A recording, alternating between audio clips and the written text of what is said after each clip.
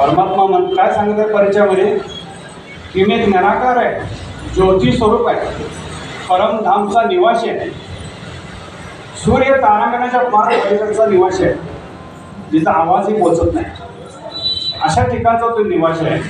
आणि तो धरतीवरती येऊन आम्हा सर्व आत्म्यांना काय करत आहे, श्रेष्ठ ज्ञान देण्याचं काम करत.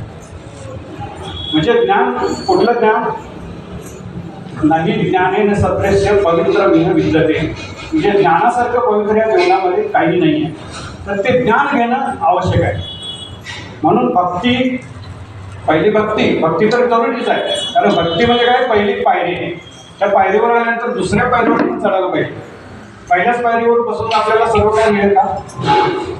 दुसऱ्या पायरीवर चढणं म्हणजे भक्तीनंतर काय होतं, ज्ञान. म्हणजे ज्ञान घेतल्यानंतर मग आपल्याला वैराग येतं, आणि वैराग्यानंतर मग आपली सद्गती होते. डायरेक्ट आपल्याला कशी भक्तीतून असं सद्गती नाही होणार, काही स्टेप आहेत त्याला. आता भक्ता लोक सगळे देवाचं नाव घेत राहतात. आता राम राम राम राम अजून जर जाप करत राहिलो तर आपण रामासारखं बनणार का?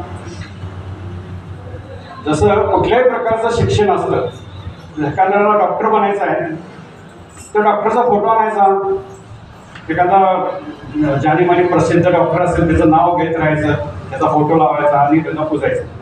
तुम्हाला डॉक्टर बनेल का? त्या डॉक्टरीचं त्याला ज्ञान घ्यायला पाहिजे, शाळेला जायला पाहिजे, हे सगळं शिक्षण घ्यायचं पाहिजे, तेव्हा तो डॉक्टर बनला.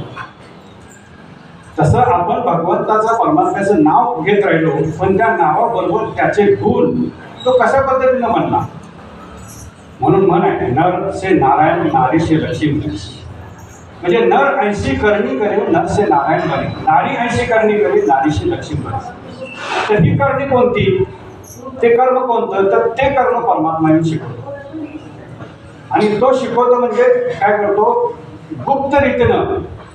परमात्म्याचा जो येण्याचा समय आहे, कलियुगाचा अंत, सतयुगाची सुरुवात, म्हणजे अज्ञानाचा अंधकार नष्ट होऊन नवीन दुनिया निर्माण वेळ येण्याचा समय असतो त्याला, म्हणजे कलियुगाचा अंतिम समय. परमात्मा म्हणतात कल्प में एक ही बार में आता हूँ. मन आहे परमात्मा प्राप्ती एक ही बार, बाद में इंतजार.